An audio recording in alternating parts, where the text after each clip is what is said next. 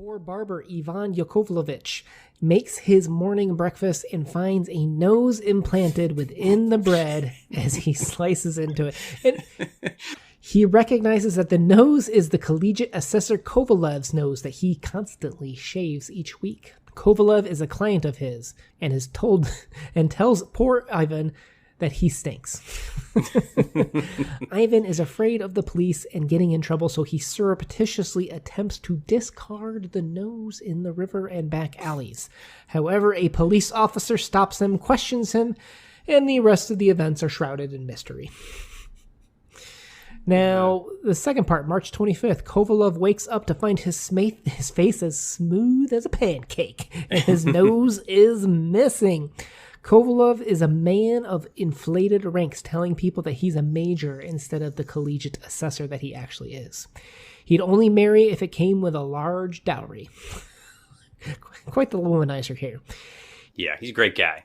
He soon spots his nose, dressed as a state counselor, a higher rank than him. And his nose rejects him, saying, how could they possibly know each other? Look at their ranks.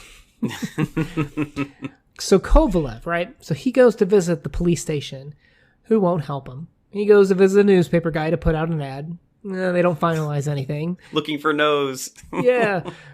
Later, Kovalev returns home and finds a police officer there that claims to have found his nose from Ivan, the barber. And when he tries to have a doctor come reattach the nose, they find out that it just won't do. And then to kind of cut the third part short, April 7th, he gets kind of gets his nose back, just wakes up, and he's a womanizer. The Nose by Nikolai Gogol. Chapter 1. On the 25th March 1800, a very strange occurrence took place in St. Petersburg on the Ascension Avenue. There lived a barber of the name of Ivan Yakovlevich. He had lost his family name, and on his signboard, on which was depicted the head of a gentleman with one cheek soaped, the only inscription to be read was, "Bloodletting done here." On this particular morning, he awoke pretty early. Becoming aware of the smell of fresh baked bread, he sat up a little in bed and saw his wife, who had a special partiality for coffee, in the act of taking some fresh baked bread out of the oven. "Today, Praskovna Osipovna," he said, "I do not want any coffee. I should like a fresh loaf with onions. The blockhead may eat bread only as far as I am concerned," said his wife to herself. "Then I shall have a chance of getting some coffee." And she threw a loaf on the table. For the sake of propriety, Ivan Yakovlevich drew a coat over his shirt, sat down at the table, shook out some salt for himself, prepared 2 onions, assumed a serious expression, and began to cut bread. After he had cut the loaf in 2 halves, he looked, and to his great astonishment, saw something whitish sticking in it. He carefully poked round it with his knife and felt it with his finger. Quite firmly fixed, he murmured in his beard, "What can it be?" He put his finger and drew it out. A nose! Ivan Yakovlevich at first let his hands fall from sheer astonishment. He then rubbed his eyes and began to feel it. A nose!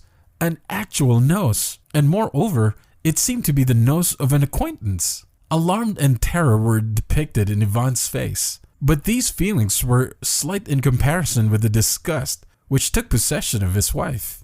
"Whose nose have you cut off, you monster?" she screamed, her face red with anger. "You scoundrel! You tippler! I myself will report you to the police. Such a rascal! Many customers have told me that while you were shaving them, you held them so tight by the nose that they could hardly sit still."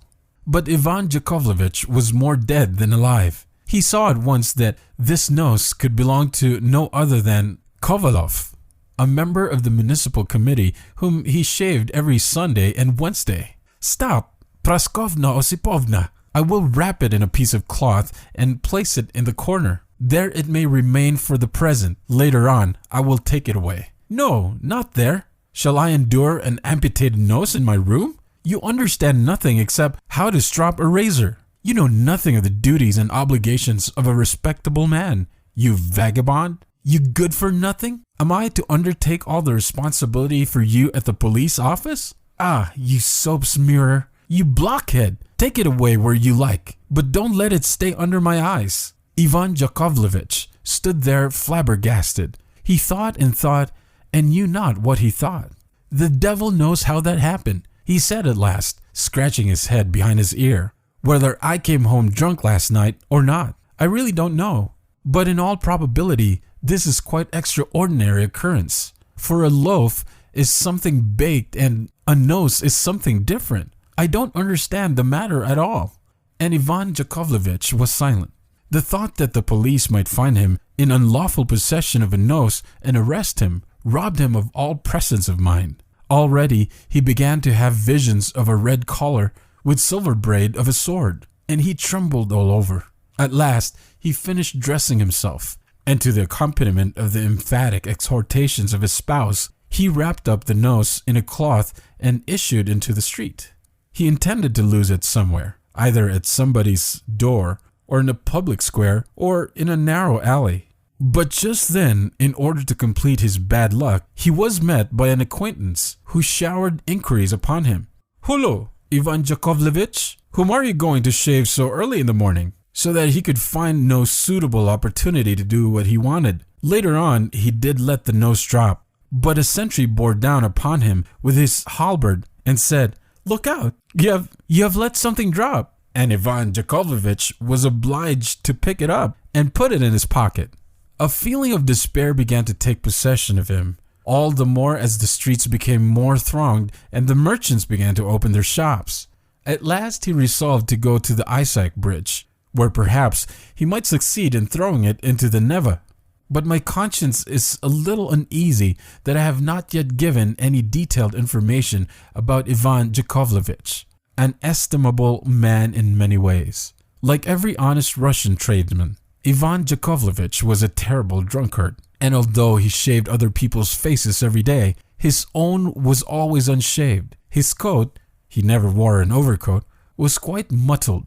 It had been black, but become brownish yellow. The collar was quite shiny, and instead of 3 buttons, only threads by which they have been fastened were to be seen.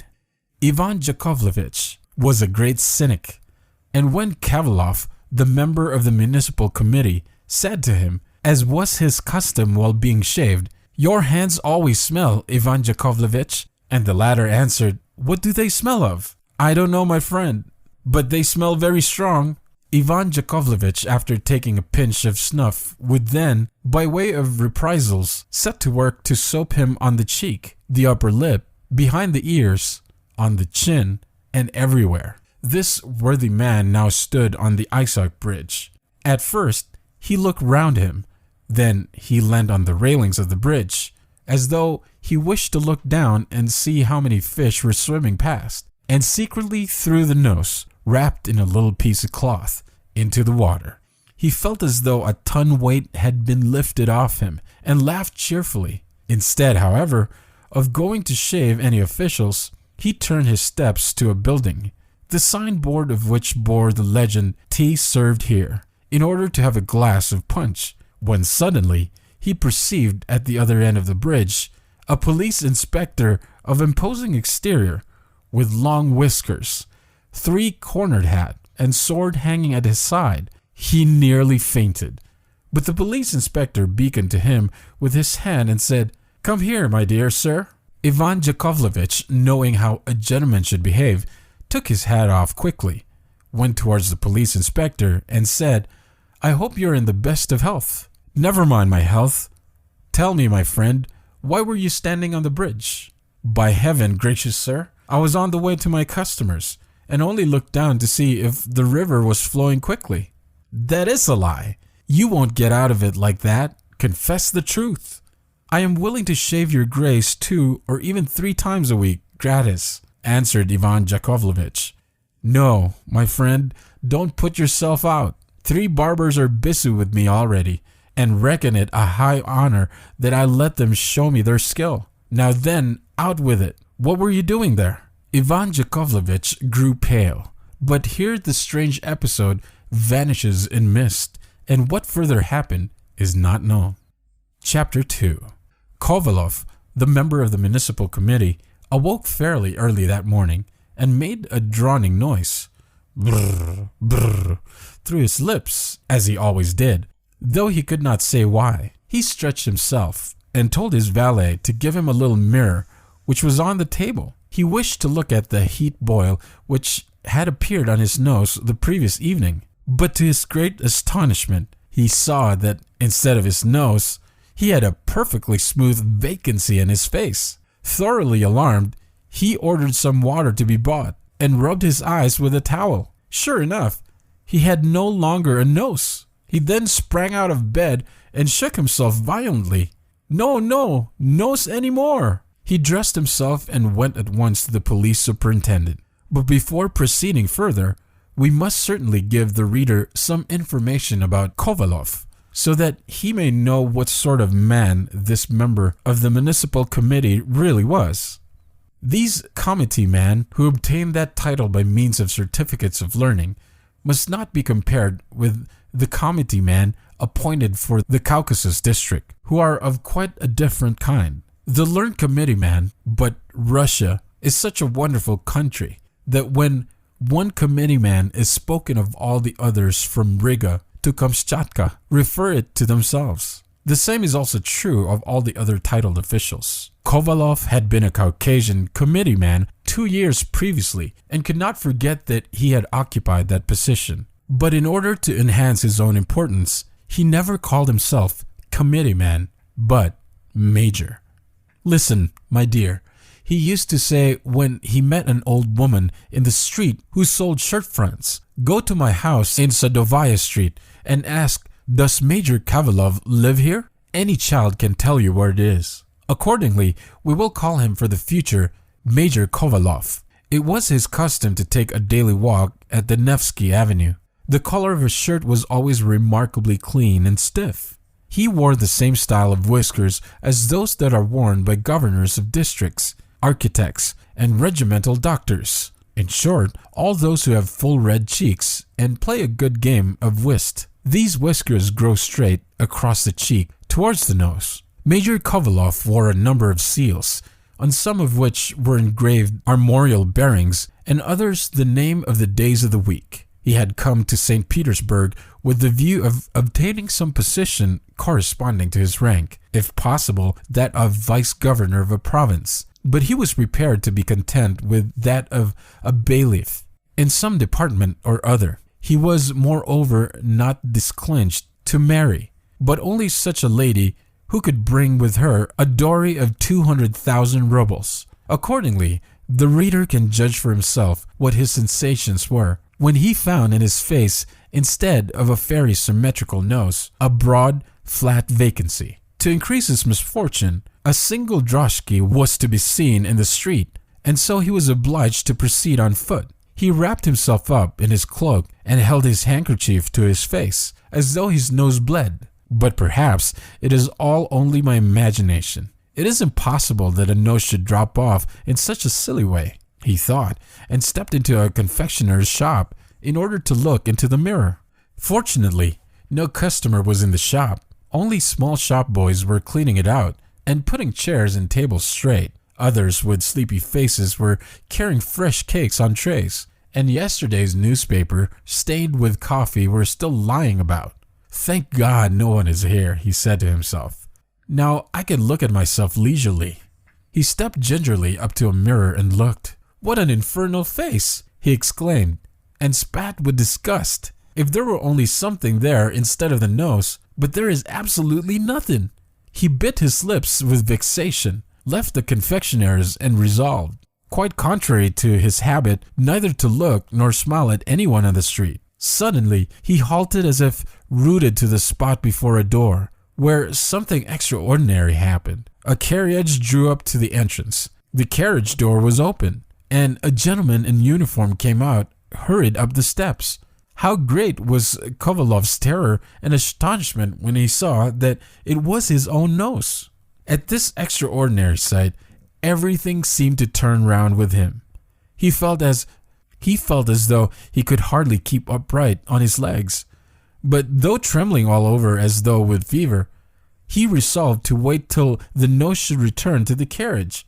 After about 2 minutes, the nose actually came out again.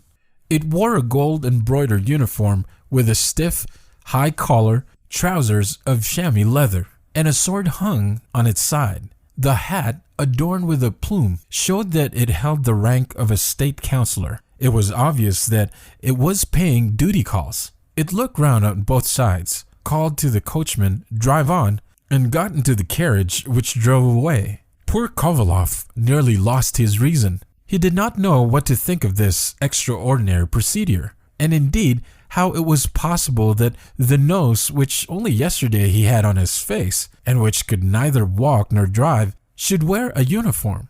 He ran after the carriage, which fortunately had stopped a short way off before the Grand Bazaar of Moscow. He hurried towards it and pressed through a crowd of beggar women, with their faces bounded up, leaving only 2 openings for the eyes, over whom he had formerly so often made merry. There were only a few people in front of the bazaar. Kovalov was so agitated that he could decide on nothing and looked for the nose everywhere. At last he saw it standing before a shop. It seemed half buried in its stiff collar and was attentively inspecting the wares displayed. "How can I get it?" thought Kovalov. Everything, the uniform, the hat, and so on, showed that it is a state councillor. How the deuce has that happened? He began to cough discreetly near it, but the nose paid him not the least attention. "Honorable sir," said Kovalov at last, plucking up courage. "Honorable sir." "What do you want?" asked the nose, and turned around. "It seems to me strange, most respected sir. You should know where you belong, and I find you all of a sudden. Where? Judge yourself." "Pardon me? I do not understand what you are talking about. Explain yourself more distinctly." "How shall I make my meaning plainer to him?" Then plucking up fresh courage, he continued, "Naturally, besides, I am a major. You must admit it is not befitting that I should go about without a nose. An old apple woman on the Ascension Bridge may carry on her business without one, but since I am on the lookout for a post, besides, in many houses I am acquainted with ladies of high position, Madame Chekhterev, wife of state councillor, and many others. So you see, I do not know, honorable sir, what you—" Here the major shrugged his shoulders. "Pardon me, if one regards the matter from the point of view of duty and honor, you will yourself understand." "I understand nothing," answered the nose. "I repeat, please explain yourself more distinctly." "Honorable sir," said Kovalov with dignity, "I do not know how I am to understand your words. It seems to me the matter is as clear as possible. Or do you wish— but you are after all my own nose." The nose looked at the major and wrinkled its forehead. "There you are wrong, respected sir. I am myself. Besides, there can be no close relations between us. To judge by the buttons of your uniform, you must be in quite a different department to mine." So saying, the nose turned away. Kovalov was completely puzzled. He did not know what to do, and still less what to think.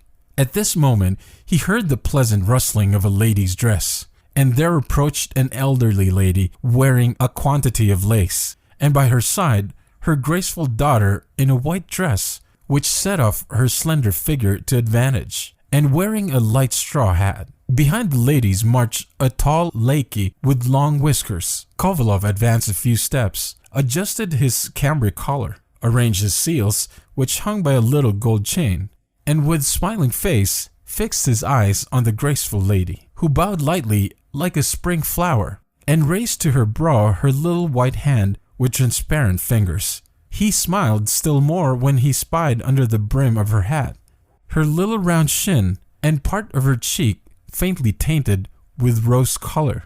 But suddenly he sprang back as though he had been scorched. He remembered that he had nothing but an absolute blank in place of a nose, and tears started to his eyes. He turned round in order to tell the gentleman in uniform that he was only a state councillor in appearance, but really a scoundrel and a rascal, and nothing else but his own nose. But the nose was no longer there. He had time to go, doubtless in order to continue his visits. His disappearance plunged Kovalov into despair. He went back and stood for a moment under a colonnade, looking round him on all sides in hope of perceiving the nose somewhere. He He remembered very well that it wore a hat with a plume in it and a gold-embroidered uniform, but he had not noticed the shape of the cloak, nor the color of the carriage and the horses, nor even whether a lackey stood behind it, and if so, what sort of livery he wore. Moreover, so many carriages were passing that it would have been difficult to recognize one, and even if he had done so, there would have been no means of stopping it. The day was fine and sunny. An immense crowd was passing to and fro in the Nevsky Avenue. A variegated stream of ladies flowed along the pavement. There was his acquaintance, the privy councillor, whom he was accustomed to style General, especially when strangers were present. There was it again, his intimate friend who always lost in the evenings at whist, and there another major who had obtained the rank of committee-man in the Caucasus beckoned to him. "Go to the deuce," said Kovalov sotto voce. "Hi, coachman, drive me straight to the superintendent of police." So saying, he got into a droshky and continued to shout all the time to the coachman, "Drive hard." "Is the police superintendent at home?" he asked on entering the front hall. "No, sir," answered the porter. "He has just gone out." "Ah, just as I thought." "Yes," continued the porter, "he has only just gone out. If you had been a moment earlier, you would perhaps have caught him." Kovalov, still holding his handkerchief to his face, re-entered the droshky and cried in despairing voice, "Drive on." "Where?" asked the coachman. "Straight on." "But how? There are crossroads here. Shall I go to the right or left?"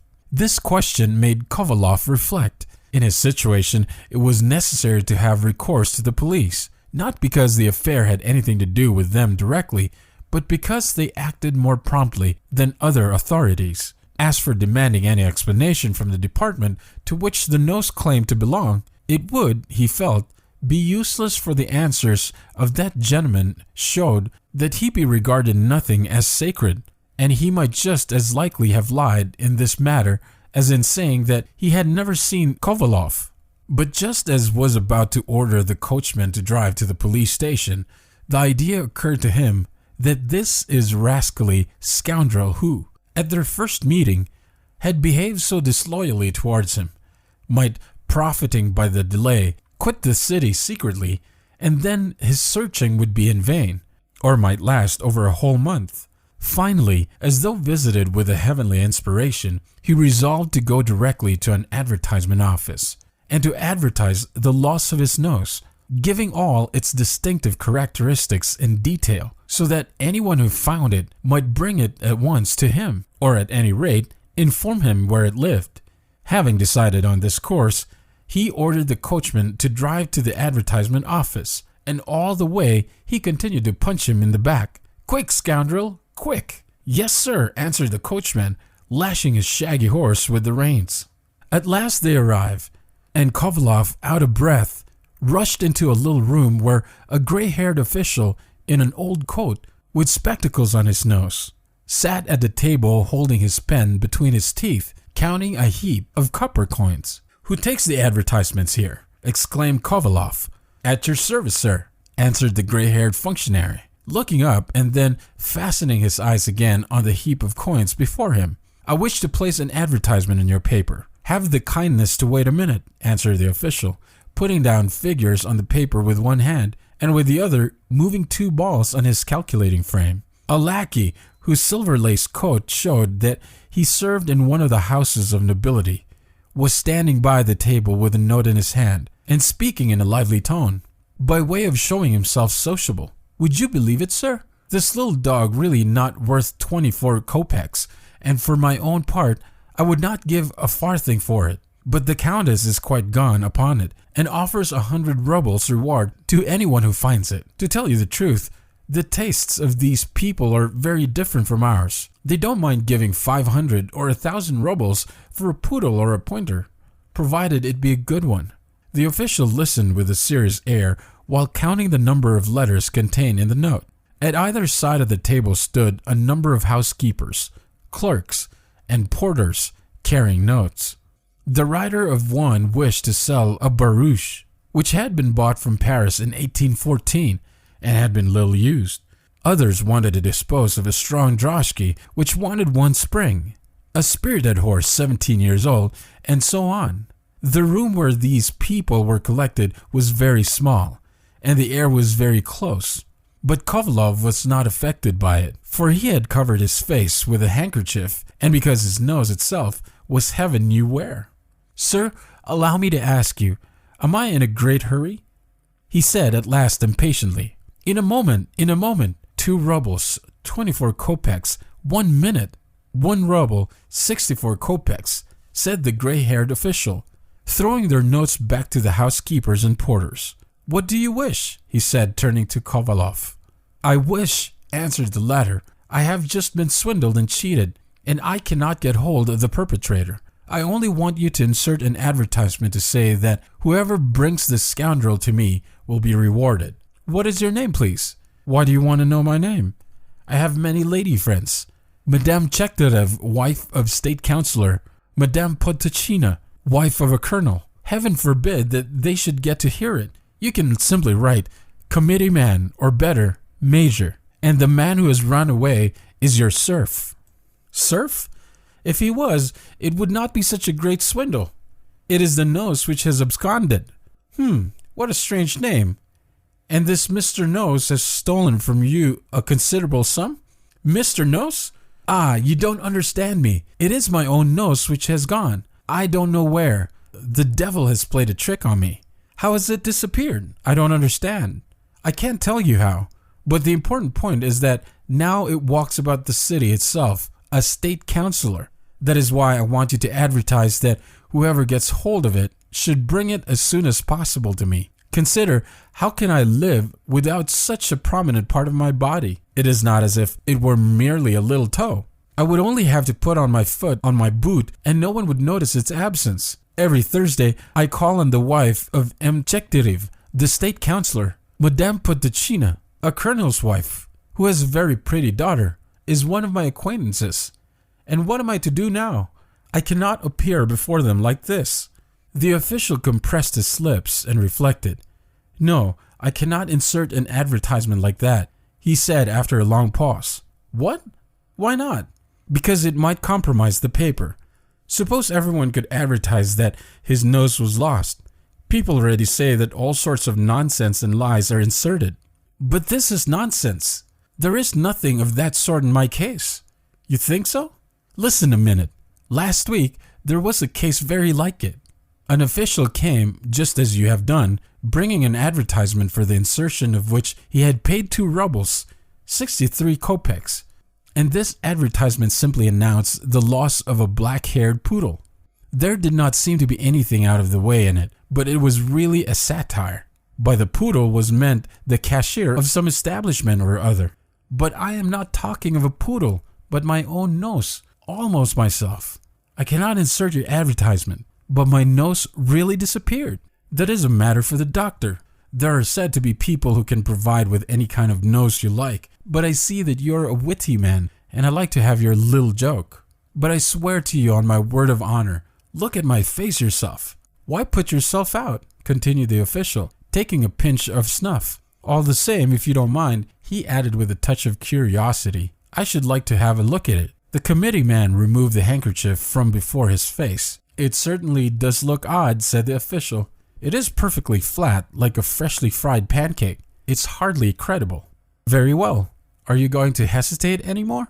You see, it is impossible to refuse to advertise my loss. I shall be particularly obliged to you, and I shall be glad that this incident has procured me the pleasure of making your acquaintance. The major, we see, do not even shrink from a slight humiliation. It certainly is not difficult to advertise it," replied the official, "but I don't see what good it would do you. However, if you lay so much stress on it, you should apply to someone who has a skillful pen, so that he may describe it as a curious, natural freak and publish the article in the Northern Bee." Here he took another pinch, for the benefit of youthful readers. He wiped his nose. "Or simply a matter of worthy of arousing public curiosity." The committee man felt completely discouraged. He let his eyes fall absent-mindedly on a daily paper in which theatrical performances were advertised. Reading there the name of an actress whom he knew to be pretty, he involuntarily smiled and his hand sought his pocket to see if he had a blue ticket. For in Kovalov's opinion, superior officers like himself should not take a lesser priced seat. But the thought of his lost nose suddenly spoiled everything.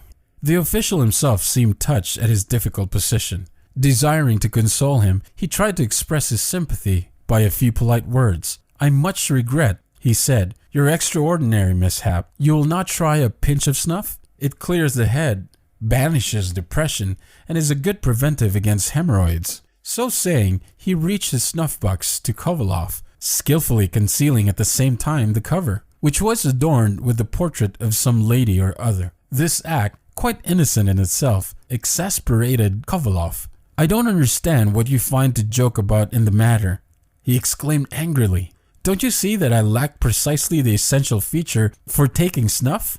The devil take your snuff box. I don't want to look at snuff now, not even the best. Certainly not your vile snuff." So saying, he left the advertisement office in a state of profound irritation and went to the commissary of police. He arrived just as this dignitary was reclining on his couch and saying to himself with a sigh of satisfaction, "Yes, I shall make a nice little sum out of that." It might be expected, therefore, that the committeeman's visit would be quite inopportune. This police commissary was a great patron of all the arts and industries. But what he has liked above everything else was a check. "It is a thing," he used to say, "to which it is not easy to find an equivalent. It requires no food. It does not take up much room. It stays in one's pocket, and if it falls, it is not broken." The commissary accorded to Kovalov a fairly frigid reception, saying that the afternoon was not the best time to come with a case. The nature required one to rest a little after eating. This showed the committee man that the commissary was acquainted with the aphorisms of ancient sages, and that respectable people did not have their noses stolen. The last allusion was too direct.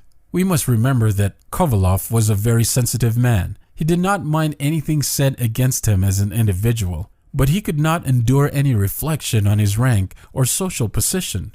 He even believed that in comedies one might allow attacks on junior officers, but never on their seniors.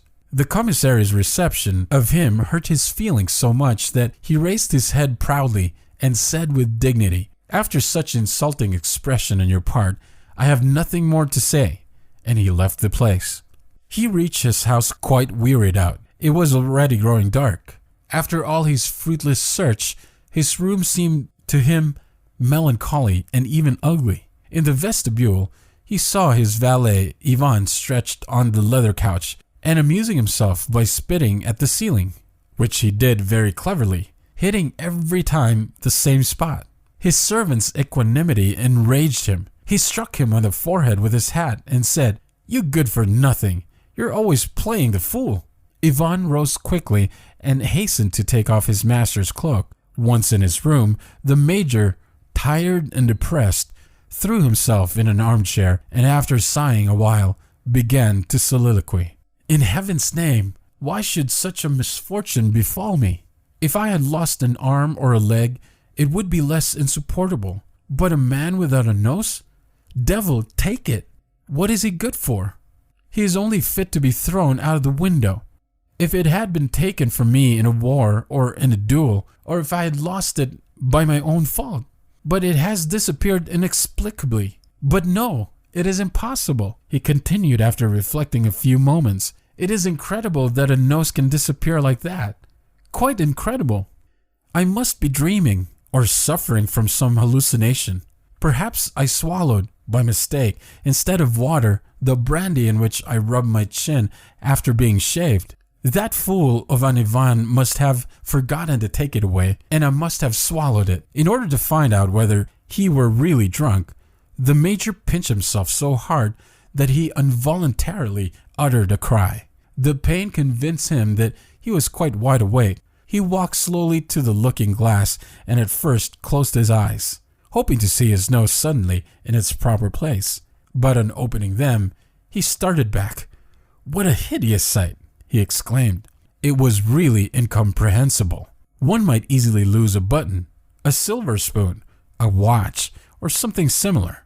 But a loss like this? and in one's own dwelling? After considering all the circumstances, Major Kovalov felt inclined to suppose that the cause of all his trouble should be laid at the door of Madame Potocina, the colonel's wife, who wished him to marry her daughter. He himself paid her court readily, but always avoided coming to the point, and when the lady one day told him point blank that she wished him to marry her daughter, he gently drew back, declaring that he was still too young, and that he had to serve 5 years more before he would be 42.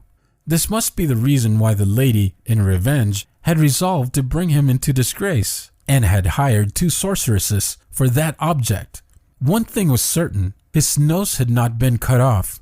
No one had entered his room, and as for Ivan Yakovlevich, he had been shaved by him on Wednesday, and during that day, and the whole of Thursday, his nose has been there, as he knew and well remembered. Moreover, if this nose has been cut off, he would naturally have felt pain, and doubtless the wound would not have healed so quickly, nor would the surface have been as flat as pancake. All kinds of plans passed through his head. Should he bring a legal action against the wife of a superior officer? Or should he go to her and charge her openly with her treachery? His reflections were interrupted by a sudden light, which shone through all the chinks of the door, showing that Ivan had lit the wax candles in the vestibule. Soon, Ivan himself came in with the lights. Kovalov quickly seized a handkerchief and covered the place where his nose had been the evening before, so that his blockhead of a servant might not gape with his mouth wide open when he saw his master's extraordinary appearance. Scarcely had Ivan returned to the vestibule than a stranger's voice was heard there. "Does Major Kovalov live here?" it asked. "Come in," said the major, rising rapidly and opening the door. He saw a police official of pleasant appearance, with gray whiskers and very full cheeks, the same who at the commencement of this story was standing at the end of the Isaac Bridge. "You have lost your nose?" he asked. "Exactly so. It has just been found." "What do you say?" stammered Major Kovalov. Joy had suddenly paralyzed his tongue. He stared at the police commissary, whose cheeks and full lips felt the flickering light of the candle. "How was it?" he asked at last. "By a very singular chance. It has been arrested just as it was getting into a carriage for Riga. Its passport has been made out of something time ago in the name of an official. And what is still more strange, I myself took it at first for a gentleman. Fortunately, I had my own glasses with me, and then I saw at once that it was a nose. I am short-sighted, you know, and as you stand before me, I cannot distinguish your nose, your beard, or anything else. My mother-in-law can hardly see at all." Kovalov was beside himself with excitement. "Where is it? Where? I will hasten there at once." "Don't put yourself out. Knowing that you need it, I have brought it with me. Another singular thing that is the principal culprit in the matter is a scoundrel of a barber living in the Ascension Avenue, who is now safely locked up.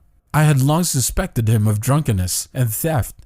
Only the day before yesterday, he stole some buttons in a shop. Your nose is quite uninjured." So saying, the police commissary put his hand in his pocket and brought out the nose wrapped up in paper. Yes, that is it," exclaimed Kovalov. "Will you not stay and drink a cup of tea with me?" "I should like to very much, but I cannot. I must go at once to the House of Correction. The cost of living is very high nowadays. My mother-in-law lives with me, and there are several children. The eldest is very helpful and intelligent, but I have no means for their education." After the commissary's departure, Kovalov remained for some time plunged in a kind of vague reverie, and did not recover full consciousness for several moments. So great was the effect of this unexpected good news. He placed the recovered nose carefully in the palm of his hand and examined it again with the greatest attention. "Yes, this is it," he said to himself. "Here is the heat boil on the left side, which came out yesterday." And he nearly laughed aloud with delight. But nothing is permanent in this world. Joy in the second moment of its arrival is already less keen than in the first, is still fainter in the third, and finishes by coalescing with our normal mental state, just as the circles which the fall of a pebble forms on the surface of the water gradually die away. Kovalov began to meditate and saw that his difficulties were not over yet.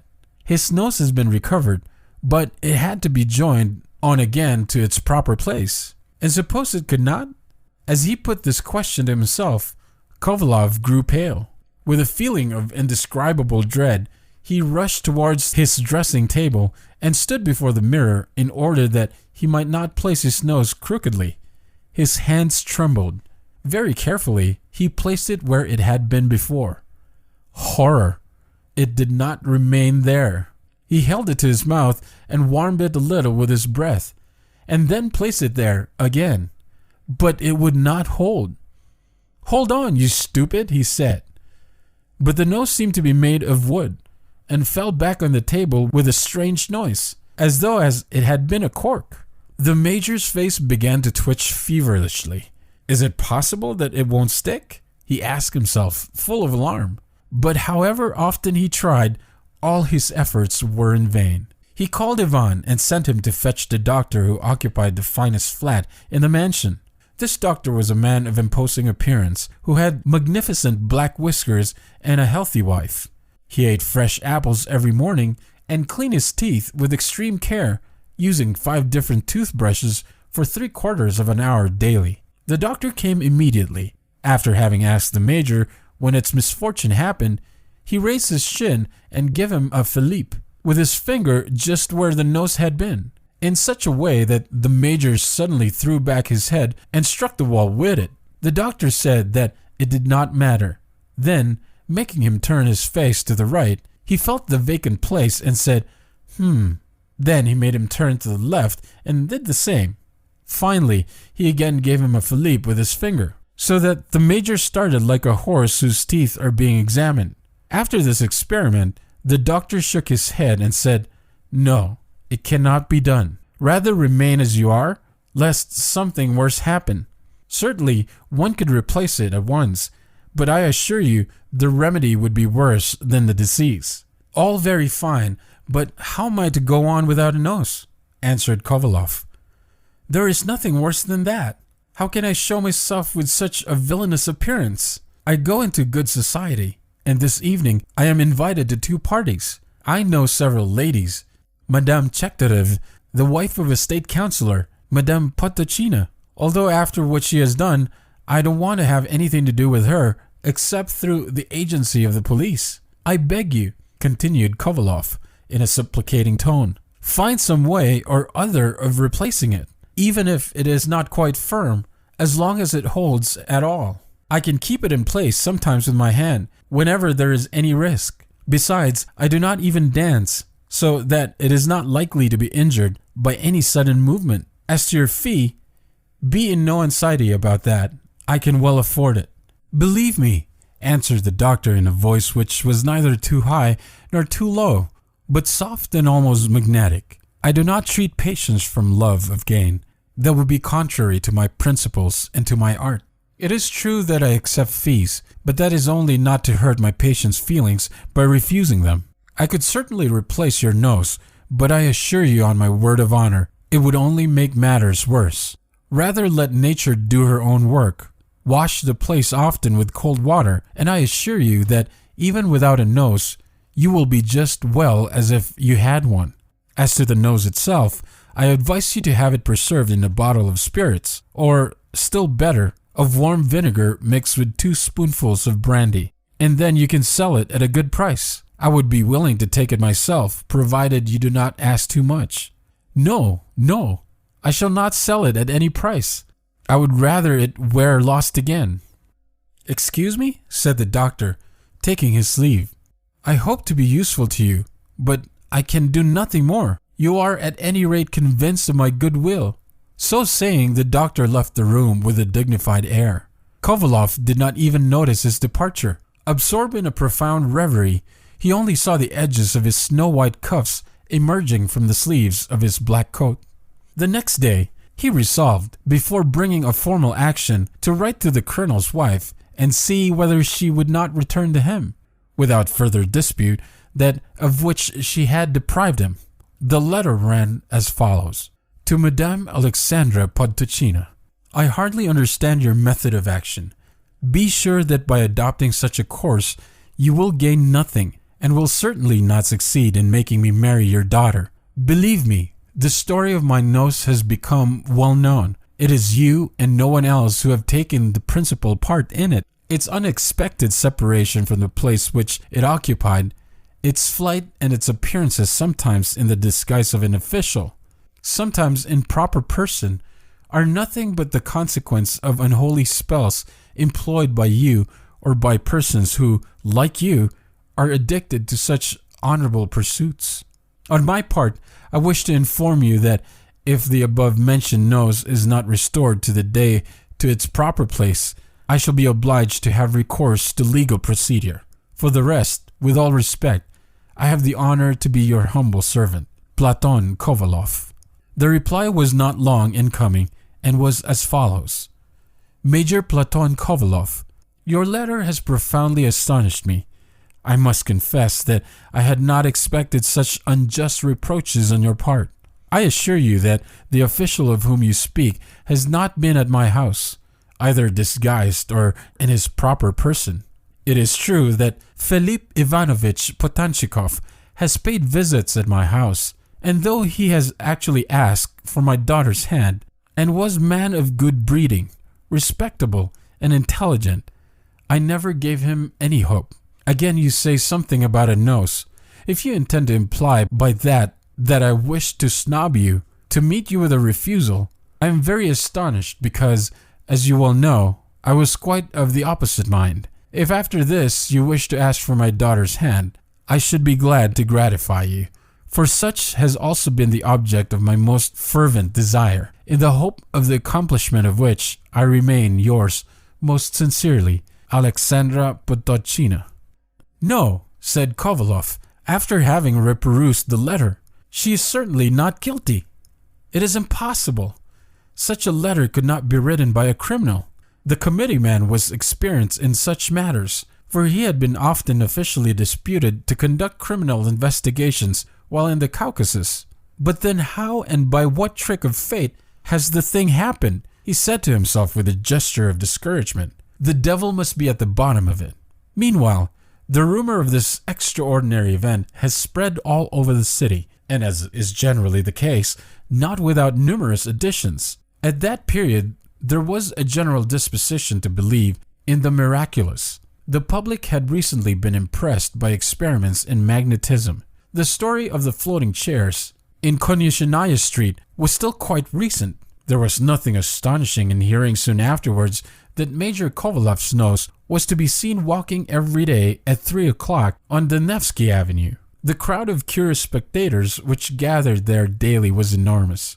On one occasion, someone spread a report that the nose was in Junker's store, and immediately the place was besieged by such a crowd that the police had to interfere and establish order.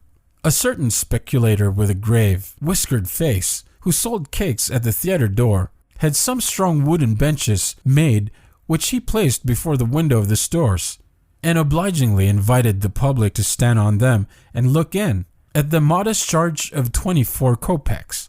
A veteran colonel, leaving his house earlier than usual expressly for the purpose, had the greatest difficulty in elbowing his way through the crowd. But to his great indignation, he saw nothing in the store window but an ordinary flannel waistcoat and a colored lithograph representing a young girl darning a stocking, while an elegant youth in a waistcoat with large lapels watched her from behind a tree.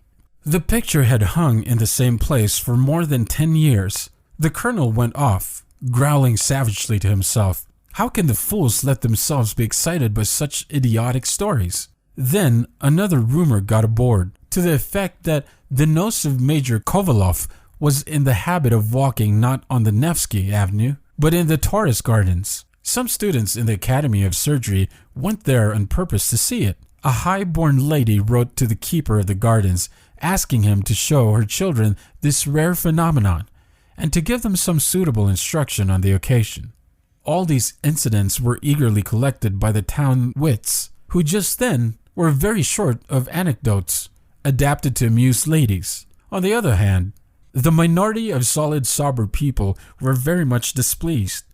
One gentleman asserted with great indignation that he could not understand how in our enlightened age such absurdities could spread abroad, and he was astonished that the government did not direct their attention to the matter. This gentleman evidently belonged to the category of those people who wish the government to interfere in everything, even their daily quarrels with their wives. But here the course of events is again obscured by a veil. Chapter 3. Strange events happen in this world, events which are sometimes entirely improbable. The same Nos which had masqueraded as a state councillor and caused so much sensation in town was found one morning in its proper place, between the cheeks of Major Kovalov, as if nothing happened. This occurred on the 7th April. On awakening, the Major looked by chance into a mirror and perceived a nose. He quickly put his hand to it. It was there beyond a doubt. "Oh!" exclaimed Kovalov. For sheer joy, he was on the point of performing a dance barefooted across his room, but the entrance of Ivan prevented him. He told him to bring water, and after washing himself, he looked again in the glass. The nose was there. Then he dried his face with a towel and looked again. Yes, there was no mistake about it. "Look here, Ivan, it seems to me that I have a heat boil on my nose," he said to his valet, and he thought to himself at the same time, that will be a nice business if Ivan says to me, "No, sir, not only is there no boil, but your nose itself is not there." But Ivan answered, "There is nothing, sir. I can see no boil on your nose." "Good, good," exclaimed the Major, and snapped his fingers with delight. At this moment, the barber, Ivan Yakovlevich, put his head at the door, but as timidly as a cat which has just been beaten for stealing lard. "Tell me first, are your hands clean?" asked Kovalov when he saw him. "Yes, sir." "You lie. I swear they are perfectly clean, sir." "Very well. Then come here." Kovalov seated himself. Yakovlevich tied a napkin under his chin, and in a twinkling of an eye covered his beard and part of his cheeks with a copious creamy lather. "There it is," said the barber to himself, as he glanced at the nose. Then he bent his head a little and examined it from one side. "Yes, it actually is the nose. Really, when one thinks," he continued, pursuing his mental soliloquy and still looking at it. Then quite gently, with infinite precaution, he raised 2 fingers in the air in order to take hold of it by the extremity, as he was accustomed to. "Now then, take care," Kovalov exclaimed. Ivan Yakovlevich let his arm fall and felt more embarrassed than he had ever done in his life. At last, he began to pass the razor very lightly over the Major's chin, and although it was very difficult to shave him without using the olfactory organ as a point of support, he succeeded, however, by placing his wrinkled thumb against the Major's lower jaw and cheek, thus overcoming all obstacles and bringing his task to a safe conclusion. When the barber had finished, Kovalov hastened to dress himself, took a droshky, and drove straight to the confectioner's. As he entered it, he ordered a cup of chocolate. He then stepped straight to the mirror. The nose was there. He returned joyfully and regarded with a satirical expression 2 officers who were in the shop, one of whom possessed a nose not much larger than a waistcoat button. After that, he went to the office of the department where he had applied for the post of vice-governor for a province or government bailiff. As he passed through the hall of reception, he cast a glance at the mirror. The nose was there. Then he went to pay a visit to another committeeman, a very sarcastic personage, to whom he was accustomed to say in answer to his raillery, "Yes, I know, you're the funniest fellow in St. Petersburg." On the way, he said himself, "If the Major does not burst into laughter at the sight of me, that is a most certain sign that everything is in its accustomed place." But the Major said nothing. "Very good," thought Kovalov. As he returned, he met Madame Podtochina with her daughter. He accosted them, and they responded very graciously. The conversation lasted a long time, during which he took more than 1 pinch of snuff, saying to himself, "No, you haven't caught me yet. Coquettes that you are. And as to the daughter, I shan't marry her at all." After that, the Major resumed his walks on the Nevsky Avenue, and his visits to the theater as if nothing had happened. His nose also remained in its place as if it had never quitted it. From that time, he was always to be seen smiling, in a good humor, and paying attentions to pretty girls. Chapter 4. Such was the occurrence which took place in the northern capital of our vast empire. On considering the account carefully, we see that there is a good deal which looks improbable about it. Not to speak of the strange disappearance of the nose, and its appearance in different places under the disguise of a counselor of state. How was it that Kovalov did not understand that one cannot decently advertise for a lost nose? I do not mean to say that he would have to pay too much for the advertisement. That is a mere trifle, and I am not one of those who attach too much importance to money. But to advertise in such a case is not proper nor benefiting. Another difficulty is, how was the nose found in the baked loaf? And how did Ivan Yakovlevich himself know? I do not understand it all. But the most incomprehensible thing of all is how authors can choose such subjects for their stories. That really surpasses my understanding. In the first place, no advantage results from it for the country. And in the second place, no harm results either. All the same, when one reflects well, there really is something in the matter. Whatever may be said to the contrary, such cases do occur rarely. It is true, but now and then, actually. The end. Thanks for listening to The Nose by Nikolai Gogol.